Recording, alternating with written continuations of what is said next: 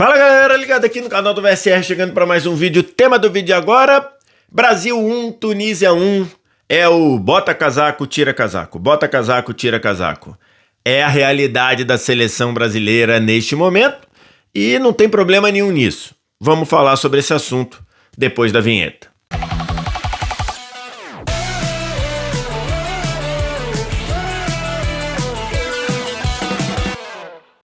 Mais um vídeo chegando aqui no canal do VSR, vamos falar sobre Brasil 1, Tunísia 1, sobre o que foi o jogo, sobre a perspectiva do fim de 2025 no trabalho da seleção brasileira. Antes você deixa um like, se inscreve no canal, tudo isso você faz aqui embaixo também, primeiro comentário fixado do vídeo, tem um link para você baixar o app do Flash Score, o app que eu uso aqui no canal do VSR para estatística, acompanhamento de jogos, classificação em tempo real, tudo isso de graça no seu celular, você não paga nada nem para baixar, nem para usar. Só vir no primeiro comentário fixado, fazer o download lá na sua loja de aplicativos e começar a usar. Tô gravando esse vídeo aqui na manhã de quarta-feira para falar do que foi o empate entre Brasil 1 e Tunísia 1. Depois de uma atuação muito boa contra Senegal, o Brasil faz uma atuação abaixo, uma atuação pior contra a Tunísia e aí, de novo, o Brasil faz um segundo jogo pior do que o primeiro jogo da data FIFA, né? Curiosamente, até o Ancelotti falou sobre isso na entrevista coletiva, quando ele disse assim: a única vez que, desde que eu tô aqui nas datas FIFA, a única vez que a gente jogou melhor a segunda partida do que a primeira, foi na única vez que a gente precisava jogar melhor a segunda partida do que a primeira. E aí ele está se referindo à data FIFA de estreia dele, né? Quando o primeiro jogo era Equador em Quito, e aí o Brasil voltou com um bom 0-0, né? A gente sabe que enfrentar o Equador em Quito tem sido muito difícil para qualquer um. Inclusive, se você pega as bambambam da Europa, traz para jogar aqui com o Equador em Quito, vão sofrer, vão cortar um dobrado, né? Até pro seu Gattuso pensar um pouquinho sobre isso, mas é um tema para um outro vídeo, inclusive. E depois o Brasil precisava ganhar do Paraguai, porque para poder encaminhar a vaga para a Copa, né? Então, e aí o Brasil fez um bom jogo contra o Paraguai, ganhou apenas de 1-0, gol do Vinícius Júnior, mas produziu para ganhar por mais, um 2-0, talvez um 3-0.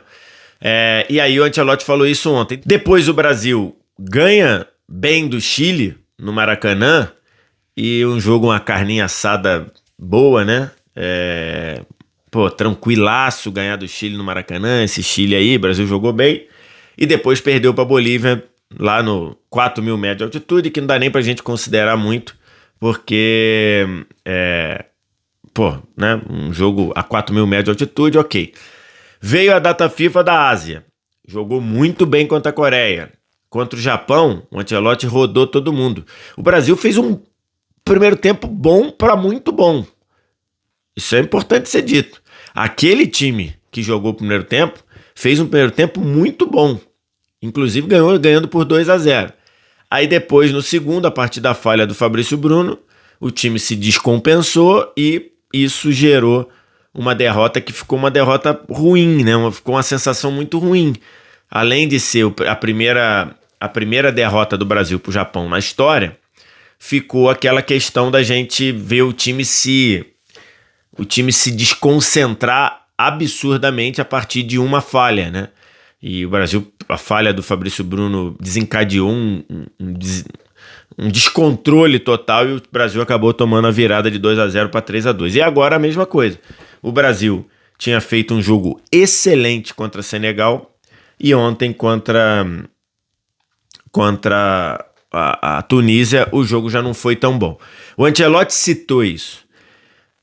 Acho que ele quis dizer que também tem ali um quê de uma certa desconcentração, de uma certa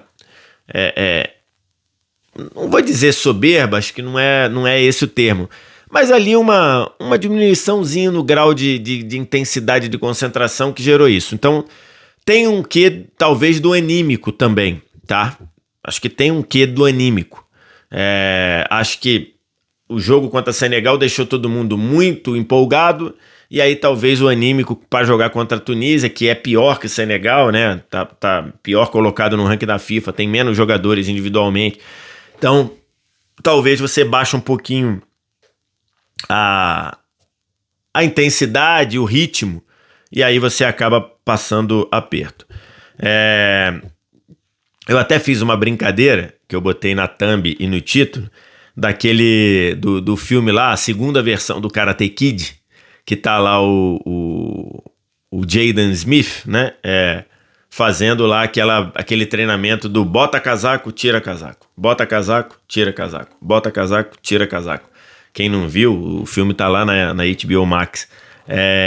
E aí parece que é a seleção brasileira, né? Bota casaco. Tá jogando bem, ganha bem. Tira o casaco. No jogo seguinte joga mal. Então ficou essa sensação aí. Que pra mim tá ok, tá? Não tem nenhum problema nisso, na minha visão. Nenhum. Por quê? A gente tem um ciclo de 9 meses. O nosso ciclo de Copa, até aqui, são 9 meses. Quer dizer, menos, né? São 6 meses. Até aqui o ciclo tem 6 meses. O Ancelotti chegou em maio, e aí fez os jogos da data FIFA de eliminatória, depois mais 4 amistosos. É isso o ciclo do Brasil. Enquanto praticamente todas as outras seleções têm 3 anos e meio de ciclo, nesse momento tem 3 anos de ciclo, o Brasil tem 6 meses, 7 meses. Então, assim, não tem muito o que falar. Não tem muito o que achar que as coisas vão funcionar da hora para outra.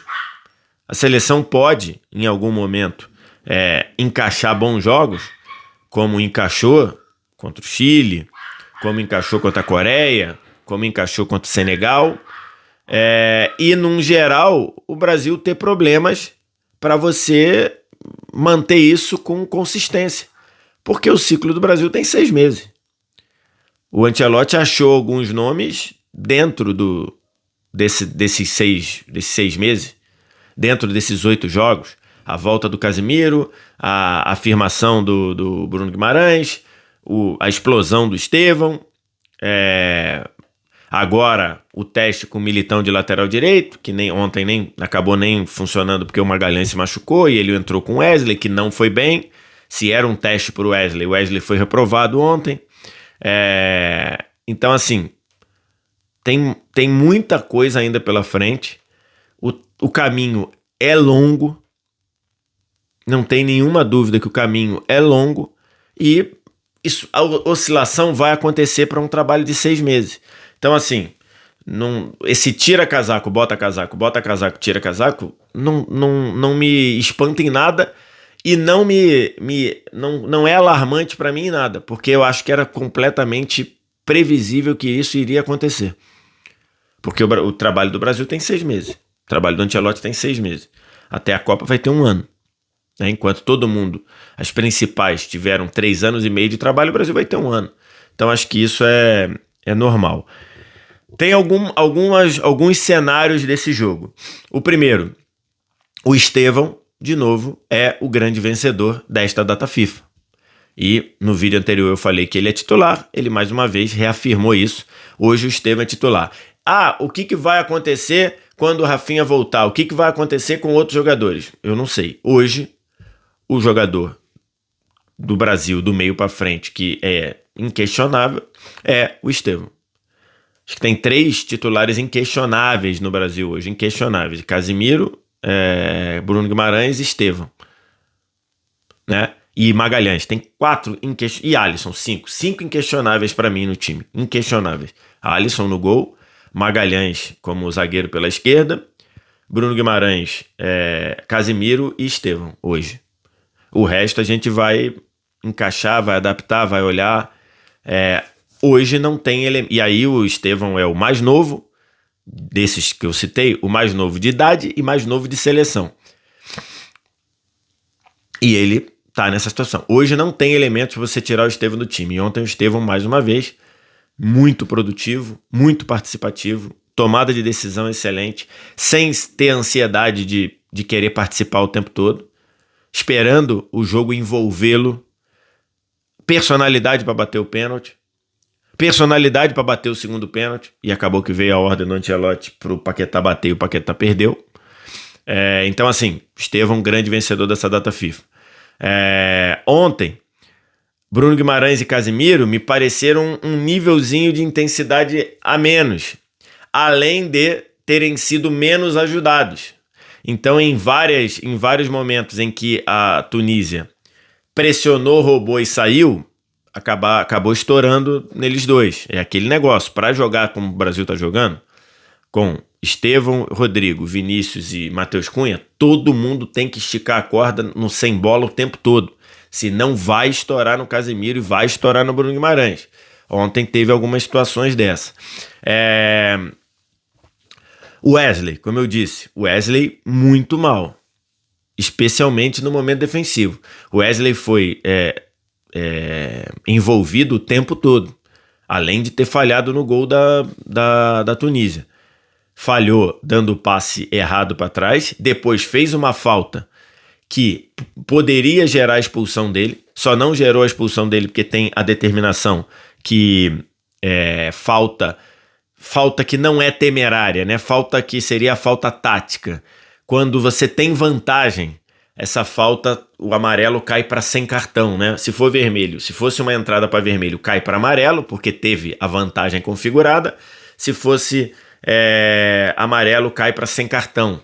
Então, esse é um ponto evidente ali do Wesley. Wesley, a ação do Wesley de perder a bola e depois cometer a falta já poderia gerar a expulsão dele. E a partir desse erro saiu o gol da Tunísia. Então, alguns pontos ali. O Rodrigo fez o primeiro tempo bem abaixo, o segundo cresceu um pouco. Ontem o Matheus Cunha já estava menos preciso nos momentos em que ele saiu da área, em que ele construiu, do que foi contra Senegal. Vinícius, a mesma coisa, menos produtivo ontem do que foi contra Senegal. Então acho que todo mundo piorou em relação ao jogo contra Senegal. E aí fica a grande questão desse jogo, né? E que aí a gente remete ao trabalho do Tite, quando chegou ou quando estava perto da Copa do Mundo, que é: o Brasil vai enfrentar times com a tal da linha de 5 atrás, defensiva, e o Ancelotti precisa arrumar repertório ofensivo para o Brasil furar esse tipo de barreira. O jogo contra Senegal e o jogo contra Japão e Coreia do Sul mostrou que o Brasil está tranquilo, ou tranquilo é uma palavra forte, que o Brasil sabe lidar bem ou está entendendo bem como lidar bem contra equipes que atacam o Brasil, também saem para tentar jogar. Esses 3 jogos mostraram isso. O Japão tentou sair para jogar no primeiro tempo, tomou 2-0. A Coreia marcou mal o tempo todo, tomou uma goleada. E Senegal também saiu para jogar, a gente falou sobre isso aqui, e o Brasil foi bem superior a Senegal praticamente no tempo todo. Ontem a Tunísia, com a linha baixa, bloqueando, marcando muito bem à frente da área, o Brasil teve problemas. O Brasil vai precisar achar esse tipo de situação. E aí vai precisar toda aquela situação que a gente fala: toques mais rápidos, toques mais precisos, passes acelerados, movimentação na frente, jogadores se mexendo, se movimentando para tirar jogadores da última linha de posição, para ao tirar jogador de posição, ter jogador entrando no facão, ter jogador entrando nas costas da zaga. Então, assim, isso vai ser necessário. Ontem ficou claro que de novo, tá ok, não tem nenhum absurdo nisso, porque o trabalho do Brasil tem 6 meses, né? E o trabalho anterior, o trabalho do Diniz e do Dorival, deixou pouquíssimo legado para o Ancelotti. A verdade é essa.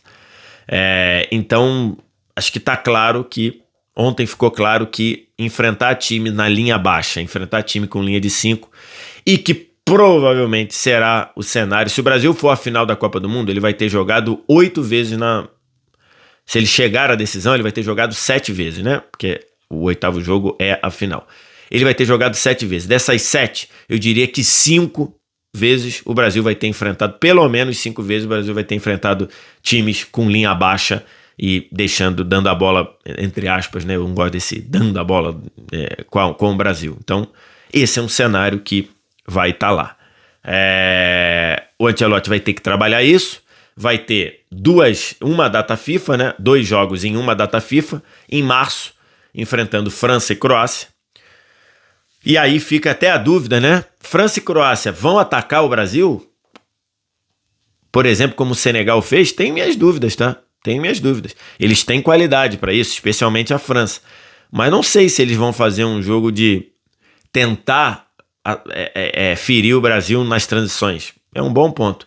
Então ele vai ter esses testes e aí depois de março, já é convocação final, imagino que em maio, e aí vai ter ali, sei lá, 15, 18, 20 dias para trabalhar o time já para a Copa do Mundo. É um desafio. E é um desafio em que você tem 2 anos e meio a menos do que os seus rivais, do que os seus adversários. Porque praticamente todo mundo teve 2 anos e meio de trabalho aí, né? 3 anos e meio de trabalho, né? As principais, quando você olha, você fala Espanha. O De La Fuente teve 3 anos e meio. Assumiu depois do Catar. O Scaloni já estava antes do Catar. O Deschamps com a França já está desde 2012, se eu não me engano. Quem mais? Portugal, o Roberto Martínez teve 3 anos e meio. Você pensa em quem mais aí? Alemanha, o Nagelsmann teve 2 anos e meio, ou 2 anos. Então, assim, você vai falando aí as seleções que você projeta e que vão estar ali incomodando, vão estar ali brigando, todo mundo teve pelo mais do que o dobro de tempo do Ancelotti para trabalhar. É a nossa realidade. Como eu disse no vídeo anterior, o maior inimigo do Ancelotti é o tempo. Quero te ouvir. O que você acha? O que você pensa? Diz aqui embaixo nos comentários. No mais, like, se inscreve no canal, sininho das notificações. Vem no primeiro comentário fixado do vídeo. Baixa o app do Flash Score. Totalmente de graça para você. Você não paga nada nem para baixar nem para usar. É o app que eu uso para estatística, acompanhamento de jogos e classificação aqui no canal do VSR. Obrigado demais pela audiência. Um abraço. Tchau.